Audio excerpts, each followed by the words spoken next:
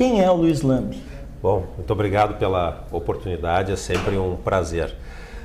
Na verdade, a gente não tinha um histórico político, né? Nós sempre trabalhamos no mundo acadêmico. Eu sou professor universitário da área de ciência da computação, mas antes disso, né, nós, até fazendo uma confissão, a gente foi atleta de voleibol por algum tempo. Eu não sabia se eu ia poder contar isso aqui ao vivo, mas já que o secretário permitiu, nós, em alguns anos atrás, alguns milhares, que nem ele disse, nós jogamos voleibol juntos num clube aqui em Porto Alegre. Isso. Então a gente tem um histórico de esporte na juventude, né?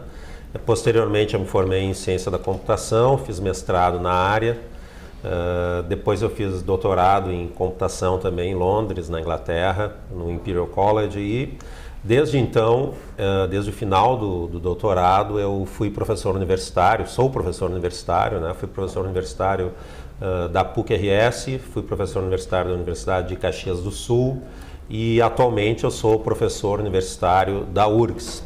E dentro da carreira acadêmica eu orientei diversos alunos de mestrado e doutorado numa área conhecida como inteligência artificial, que agora está muito em voga, né? Muita gente fala sobre essa linha de pesquisa, sobre o impacto que a inteligência artificial está tendo na economia, em todos os setores. E fui diretor do Instituto de Informática e pró-reitor de pesquisa da Universidade Federal do Rio Grande do Sul. E esse trabalho junto ao setor acadêmico, a gente estabeleceu uma série de parcerias com empresas, com o setor público. Nós criamos aqui junto com a URGS, PUC e Unicinos a Aliança para a Inovação de Porto Alegre, que deu origem ao Pacto para a Inovação, que está sendo realizado em Porto Alegre, uma parceria entre empreendedores, entre academia, entre governo e entre atores sociais, que é um movimento em prol da inovação da cidade. E que, diga-se de passagem, secretário, é um movimento inédito, né? Não se teve isso antes aqui. Perfeito. É um movimento que dá continuidade à constituição dos parques e polos tecnológicos, e a partir desse movimento que iniciamos na cidade, ele foi um movimento que teve uma certa visibilidade, então eu fui convidado posteriormente pelo governador Eduardo Leite, quando ele foi eleito, para ser secretário de Inovação, Ciência e Tecnologia, porque o governador sempre percebeu que essa área, né, da inovação, desenvolvimento tecnológico, desenvolvimento científico, tem muitas contribuições na nova economia, na economia do século XXI. Não tenho dúvida. Né? Então, a gente tem, desde o início do ano, nós estamos estruturando a Secretaria de Inovação, Ciência e Tecnologia e desenhando os projetos que coloquem a inovação para a geração de riqueza no nosso estado, geração de melhores oportunidades para as pessoas, para toda a população. Secretário, uma pergunta, né, que não quer calar. O que motivou um professor universitário a aceitar um desafio desse tamanho num estado com sérios problemas financeiros?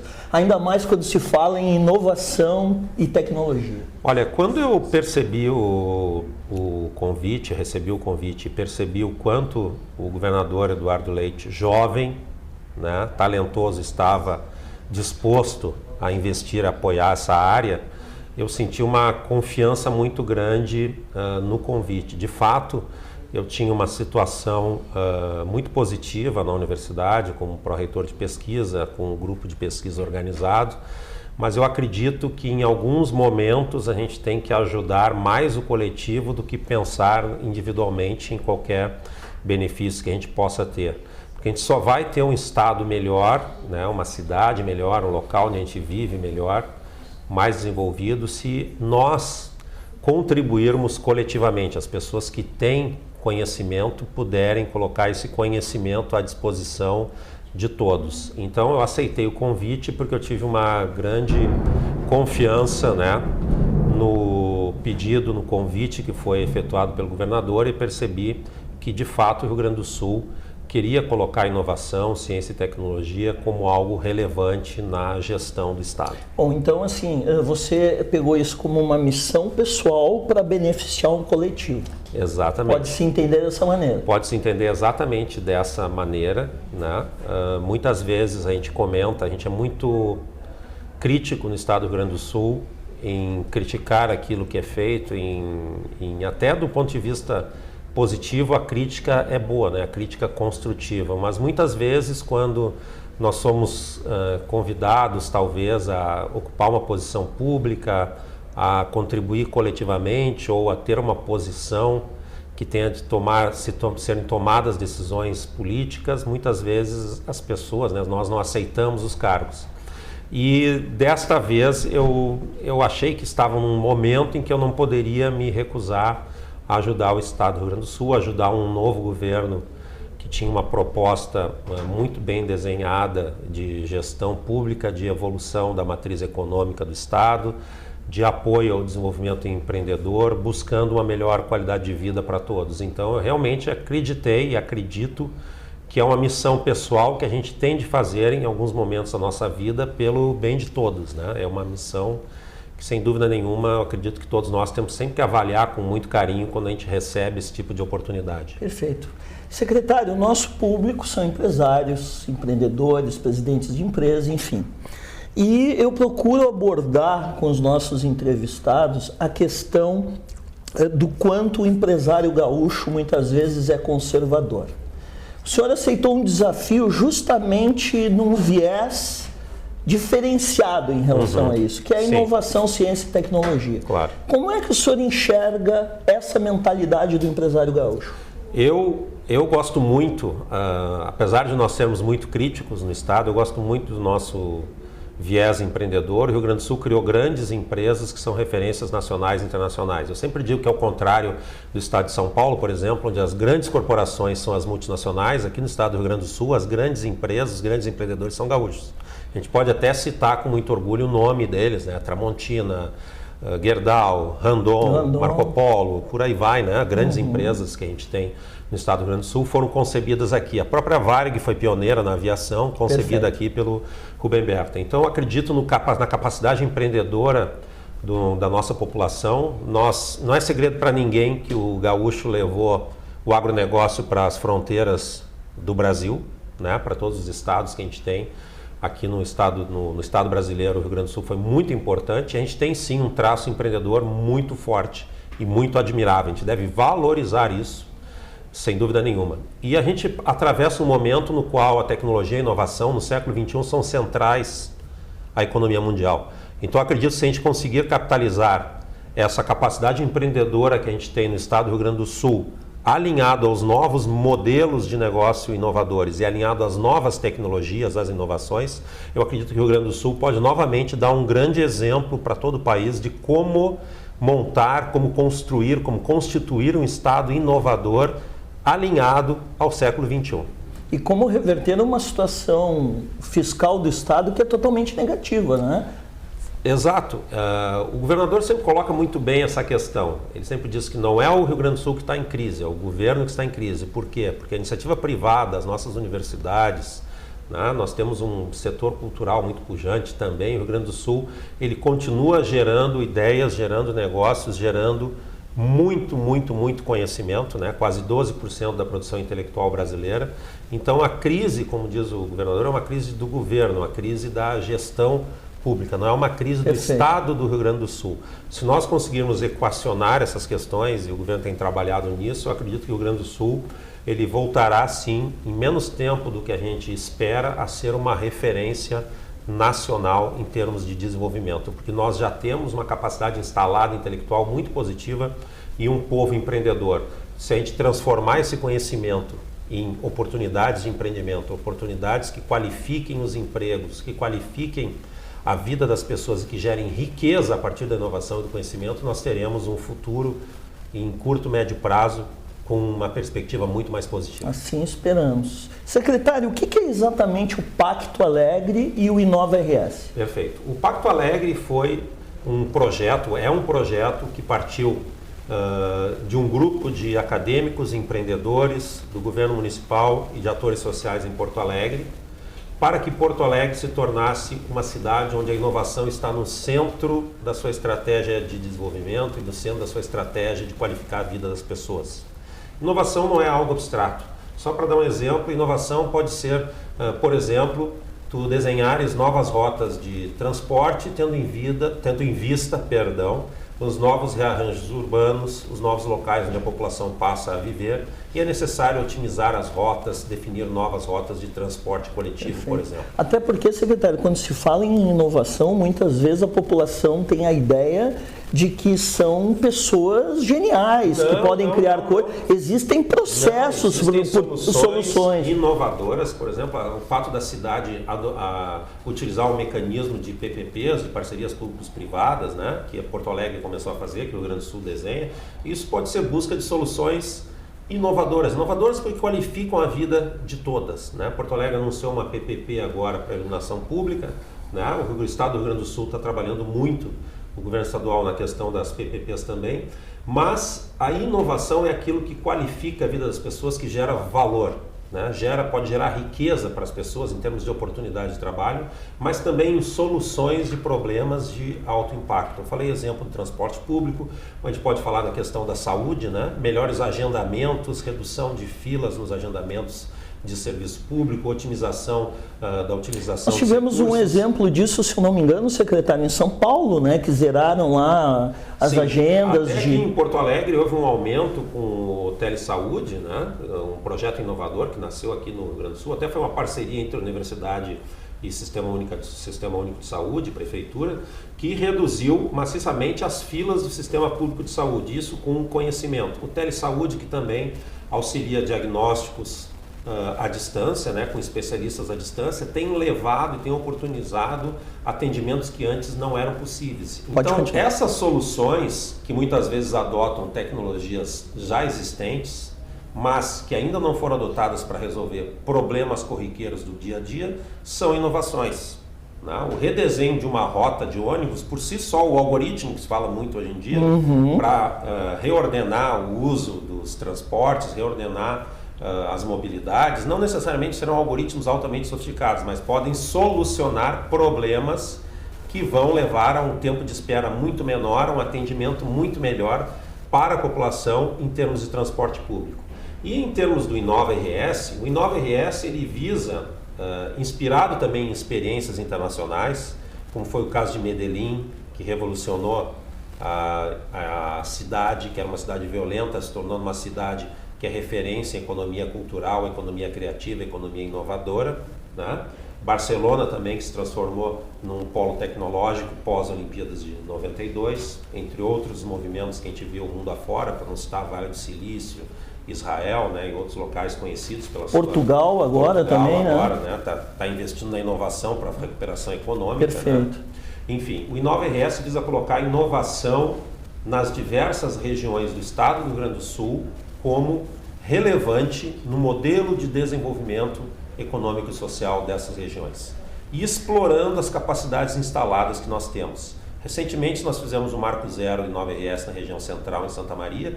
Só para dar uma ideia, Santa Maria é uma cidade que tem em torno de 40 mil estudantes universitários e ela concentra naquela região uma capacidade intelectual muito diferenciada.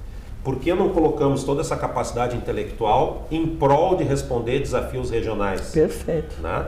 A gente analisa outras regiões aqui do estado do Rio Grande do Sul, região da fronteira oeste, onde tem uma produção agrícola muito forte, porque também não cada vez mais agregarmos tecnologia ao agronegócio, né? Desenvolvermos aquilo que se chama hoje em dia de agrotech. Perfeito. Né? Por que não explorar então a capacidade intelectual para transformar as realidades econômicas e sociais do estado? Então essa articulação coordenada pela Secretaria em conjunto com as lideranças das diversas regiões para responder a desafios específicos de cada uma das regiões, com projetos que nós ajudaremos as regiões a construir para resolver os desafios locais, desafios econômicos e sociais, de infraestrutura.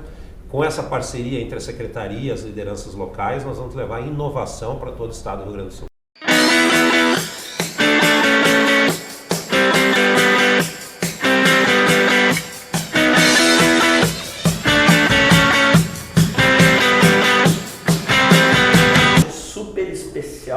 Falando com vocês direto do Tecnopuc, aqui com esse baita professor, gente boa pra caramba, estamos levando um papo assim maravilhoso, pessoal.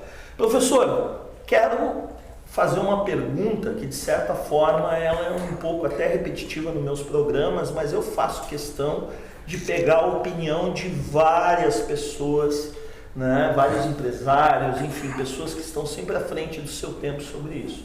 Como é que o senhor encara a mentalidade do empresário gaúcho em relação a essas questões de inovação, tudo isso que está acontecendo no nosso estado? Eu tenho, tirando certos mitos, né, urbanos, lendas urbanas, o empresariado em geral, gaúcho ou não, quando tu tem uma família fundadora que cresce e se transforma em uma empresa, uma corporação, uma organização de grande porte, existe algum momento em que ela tem que virar a chave e se transformar numa empresa profissionalizada que foca em profissionais especializados em cada uma das áreas dos seus departamentos, de forma que tu não tem apenas um viés de um fundador, uma abordagem quase que viciada, não é? Então, o que aconteceu aqui deve acontecer em vários lugares, né? Em vários lugares do mundo, vários estados, e que aos poucos as indústrias gaúchas, as grandes empresas gaúchas começaram a se dar conta que design thinking, lean startup, agile não é algo novo de passagem. Não é algo arriscado. É algo que veio para ficar. É uma questão de sobrevivência. Né? Algo que a Toyota, lá na década de 50, com seu PDCA, Deming, né, Stewart, lá com o PDCA e com conceitos de qualidade, com conceitos iterativos incrementais, de auto-organização, profissionais que assumam o seu protagonismo, que faça a sua parte sem que tu tenha que ter um gestor, um coordenador controlando. Criar equipes, realmente com senso de equipe. Isso deixou de ser algo disruptivo, porque ele tem 70 anos. Só para explicar para o nosso público, o conceito, por exemplo, de Lean Startup, que é um livro que é best-seller hoje, ele veio do conceito de Lean Manufacturing lá da década de 80, né? Praticamente tudo vem lá. Tudo vem de lá. Praticamente todas as grandes metodologias, todos os grandes conceitos. A academia, no mestrado, no doutorado, aqui na PUC tem um bordão, né, que não é só da PUC, mas a PUC usa muito intensamente, que é sobre os ombros de gigantes. Não existe algo que seja completamente inovador, que não tenha se inspirado e não seja um desdobramento de eventos passados.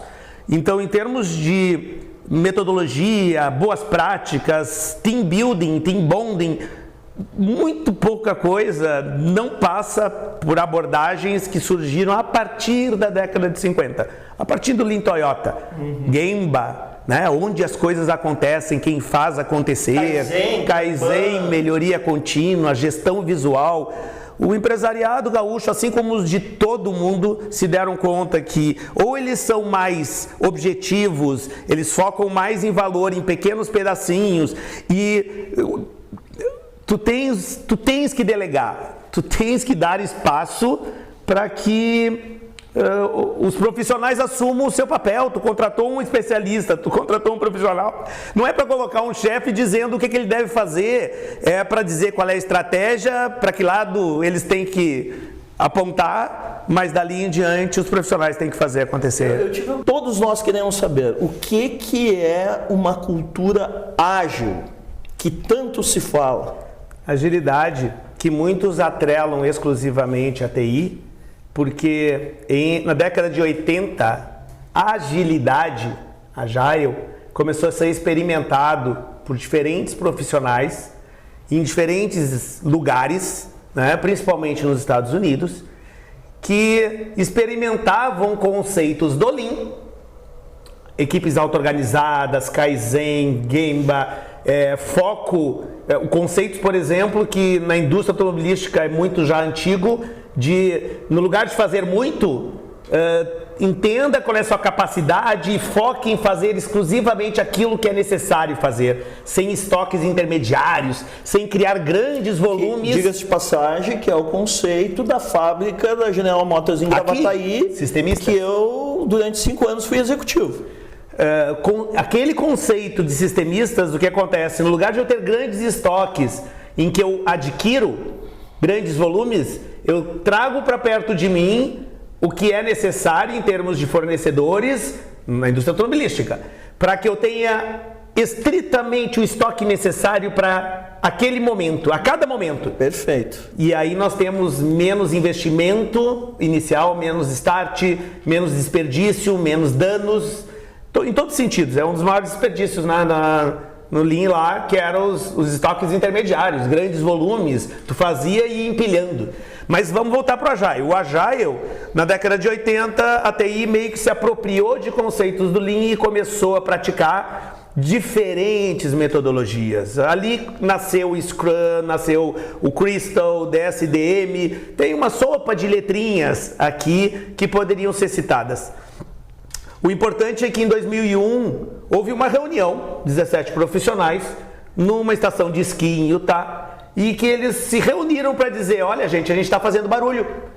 As grandes empresas começaram a olhar para nós estamos fazendo coisas que estão gerando bons resultados e vamos dar um nome para isso, vamos ver o que nós temos em comum e vamos dar um nome para isso.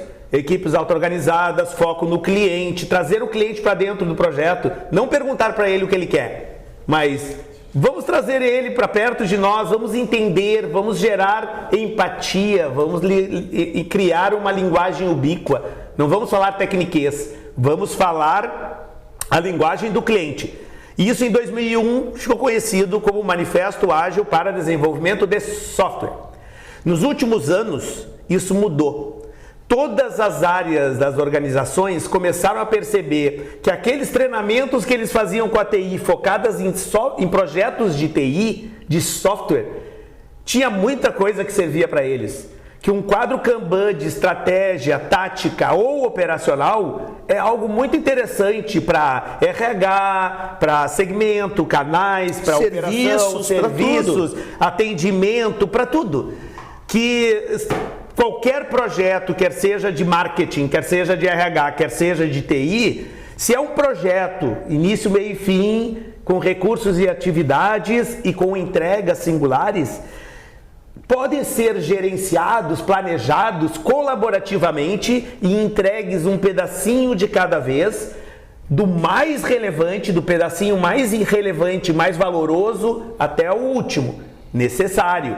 Que pode não ser aquilo que a gente previu no início, a gente pode até terminar antes. Por isso que tem ali os sprints, né? Iterações. Então o Agile, que em 2001 ele ficou conhecido como Agile para desenvolvimento de software, nos últimos anos ele ganhou um espectro organizacional.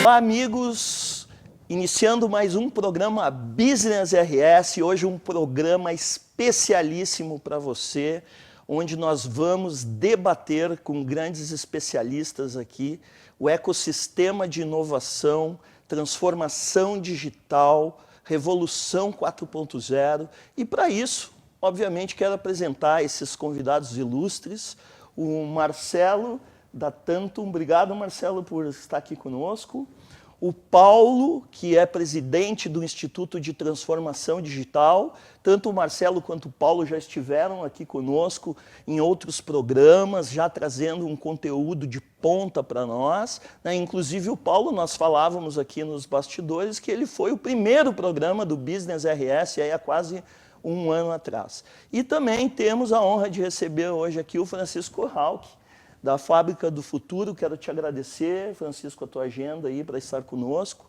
né? Que sabemos que é um ecossistema de inovação no coração lá de Porto Alegre, na verdade um pouco ali para a Zona Norte, e que está tendo uma repercussão fantástica junto com as outras iniciativas ligadas à inovação em Porto Alegre e no Rio Grande do Sul. Então vamos lá, né, rapazes, vou chamá-los assim, começando por uma coisa que está bombando aí nas mídias, né, na grande mídia, questão do Pacto Alegre e do Inova RS. Como é que vocês estão enxergando essa iniciativa do governo do estado, com as universidades e com a iniciativa privada?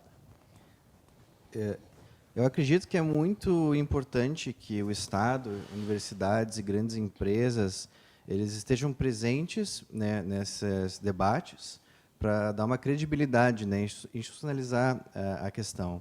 E também é importante nunca esquecer que a gente tem que evitar um pouco de incorrer naquele erro de ter soluções top-down, chamadas, né? Top-down no sentido de que, às vezes, grandes empresas, o governo, eles podem estar verticalmente um pouco distantes, né, da coisa mais palpável e dos movimentos mais orgânicos, né, feitos por um coletivo de independentes, né, e pequenos. Então, eu acho louvável que essas grandes empresas e figuras estejam endossando a causa dessa, que o Estado tem essa, e a cidade, a região tem essa vontade de abraçar a inovação em tecnologia, e só temos que tomar sempre cuidado, porque quando tem um grande comitê discutindo, né, o futuro, prestar atenção se nós temos startups ali presentes, né, diversidade, né, para a gente não ter aquele problema de, nas fotos, sempre ser aqueles coletivos com muitos homens experientes e brancos, né, brincando na questão de que... Muito debate também e pouca ação, né? Nós temos que ter ação. E tomar cuidado para não ser uma teorização e nem uma importação de modelos internacionais. Vi a opinião de vocês também. O Paulo, eu digo que ele é um missionário da transformação digital, uma pessoa com um empenho assim maravilhoso, tem viajado bastante, tem se empenhado bastante. Como é que tu está vendo essas iniciativas, Paulo? Eu acredito que todas as iniciativas são válidas. Entendo que é um movimento que visa estabelecer uma informação para o mercado da preocupação do Estado todo, discutir inovação, trazer isso para a mesa do dia a dia de todo mundo. Tá? O que me preocupa, né, como o Francisco colocou, é que normalmente esse tipo de ação ele é muito mais teórica, né, do que prática. Né? Nós temos que parar, a exemplo do que acontece em inauguração de obra pública, né, que se inaugura a obra pública sem estar pronta, nós não podemos lançar projeto no PowerPoint, nós temos que lançar projeto com início, meio e fim. E, principalmente, trazer toda a sociedade. Né? Quando se envolve somente grandes empresas e academia, a gente esquece que um dos maiores problemas nosso é a educação na base. Perfeito. Né? Nós precisamos inserir nesse mercado de trabalho, que hoje cada vez diminui mais, as comunidades carentes, as pessoas que não têm uma possibilidade de ter um MBA numa grande universidade. Mas a gente já percebe, o exemplo que a gente sempre cita, se a gente for no médico, a gente vai dizer as nossas dores. Muitas vezes existem sintomas ocultos que não são perceptíveis pelo usuário. E esse é o grande problema que a gente está enfrentando. Então, as empresas hoje, elas normalmente não estão precisando de mão de obra, porque o mercado está retraído. Mas no momento que ela começar a crescer, a gente vai ter exatamente isso, um apagão de mão de obra. E não estou falando mais do líder, do grande mestre doutor. Eu estou falando daquelas pessoas que fazem uma operação do dia a dia de uma microempresa. Perfeito. Então, a gente precisa trazer para o mercado de trabalho, trazer para a discussão, para esses projetos que atendam a toda a comunidade. Senão o nosso Estado não vai crescer. Eu queria contribuir com uma visão que é a seguinte. Eu acho que as pessoas, em geral, as empresas, os empresários, eles ainda acham que não entendem a questão. Eles sentiram as dores, né, o reflexo na percepção do público, no declínio de performance, de vendas, mas não perceberam que que às vezes o problema não é o produto só deles, mas é toda a mentalidade da corporação. Por exemplo, eu já recebi várias vezes pessoas assim querendo fazer hackathons ou iniciativas para chamar startups para virem oferecer soluções. Para quem não sabe, Francisco, desculpa, o que é um hackathon? Hackathon é quando você tem assim um evento em que juntam várias startups ou pessoas em torno de um problema, né, para desenvolver soluções. Perfeito. Né, tipo uma festa de pijama de criativos, né? E o que acontece assim, aí você vê as pessoas falando, que legal e tal, mas só que essas pessoas primeiro elas querem de graça, não querem investir.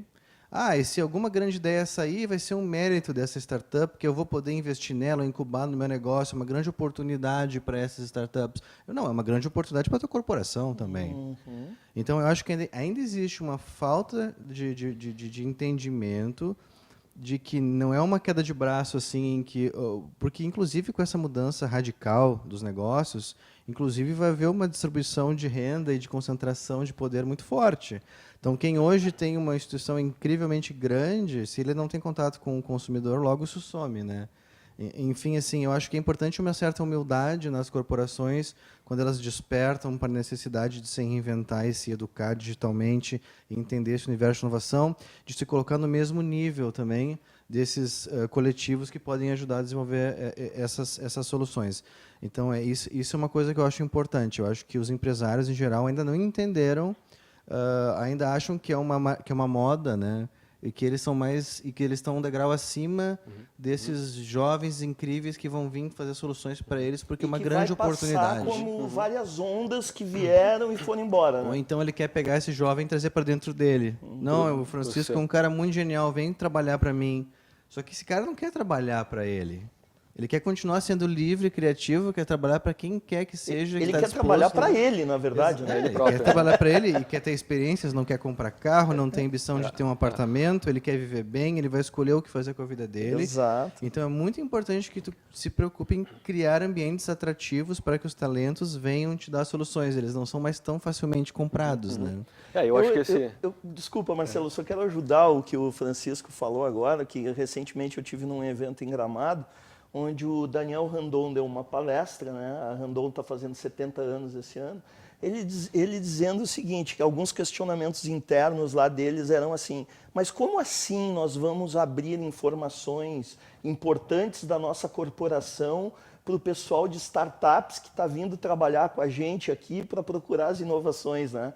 Quer dizer, só para dar um exemplo do que tu acabou de falar. Mas vai lá, Marcelo. Não, exatamente. Eu acho que a visão assim que é colocada aqui como questionamento, né? Como é que é essa questão da cultura do empresariado gaúcho? Eu acho que o primeiro ponto talvez seja bom relembrar que o empresariado, o empresário gaúcho, ele veio de uma família ou de um banco escolar, né? Então a gente tenta aqui conectar um pouco essas coisas, né? Preciso, de novo, né? Reforçar ou rever ou retrabalhar e ressignificar talvez a educação, o aprendizado para que um próximo empresariado tenha pelo menos aí uma visão diferente disso aí, né? E seja aquele que não diga como acontece hoje, e a gente tem muito dessa vivência quase que no dia a dia, de que a gente mostra algo que pode ser de fato rompedor de barreiras para o próprio negócio, e esse empresário olha e diz, puxa, que legal, mas volta ano que vem porque eu estou mais preocupado agora com outras coisas, outras prioridades e talvez não enxergue ali uma grande oportunidade. Então, como está dizendo o Francisco aqui, talvez não tenha entendido isso ainda, assim como no meu entendimento não entendeu que a inovação ela precisa ser gerenciada. A gente não pode ficar dependendo de talentos, né? Contrata alguém a preço de ouro, entrega tudo que ele precisa. Existem processos definidos para inovação, né? Sem dúvida. Que fique claro isso, porque infelizmente muita gente ainda tem o conceito de que para ser inovador você tem que ser um gênio, talento. E que isso é um talento e que é inato e não na verdade entregas concretas, né? Exatamente, gerencia. na verdade inovação ela é ensinada, né? Assim como você tem a gestão de logística, a gestão de pessoas, gestão de marketing, a gestão de inovação. Exato. E eu entendo assim que o nosso cenário aqui não consegue compreender isso ainda, com algumas exceções muito positivas, né? E acaba falando muito da cultura da empresa, da cultura organizacional, mas que na verdade está falando de talvez uma caricatura organizacional, que não é aquela cultura que se precisa, ou aquela cultura muito bem-vinda hoje em dia, eu diria assim, né? Então acho que tem esse viés, assim, né? Não é uma caricatura, tem que de fato ser trabalhado e gerenciado para que tenha uma cultura positiva e que promova a inovação do seu negócio, do ambiente, do Estado, das pessoas. Né? Show. E aí, Paulo, solta o verbo. O Marcelo comentou alguma coisa sobre a questão da cultura, né, de prioridade, né? Volta o ano que vem. O que a gente percebe é isso, quando o empresário não percebe o estágio que o mundo está vivendo, né, de transformação, inovação que está acontecendo, ele prioriza coisas que é aquilo que no dia a dia dele são as dores que ele sente, né? De pouca gente na loja, de pouca venda, da fábrica com custo alto, né? Isso são as dores que o empresário percebe, mas o sintoma oculto disso ele não está percebendo. Essa é a grande questão que a gente tem trazido dentro do estudo que a gente faz sobre maturidade digital, que é entender muito mais do que as dores todo mundo sabe as dores que a gente está sentindo, né, no dia a dia, mas o sintoma que muitas vezes está oculto, eu sempre falo que as piores doenças do mundo, os sintomas são ocultos. Quando eles aparecem, não tem mais cura. E essa questão do empresário dizer, não, volta o ano que vem porque eu tenho outra prioridade, é porque hoje o nosso empresário, e aí não é só o gaúcho, mas o gaúcho tem isso muito arraigado, ele é um empresário bombeiro, né? Ele começa de manhã apagando incêndio. Ele passa o dia inteiro resolvendo problemas do que aconteceu no dia anterior, na semana anterior, naquela planilha de vendas do mês anterior que ele precisa.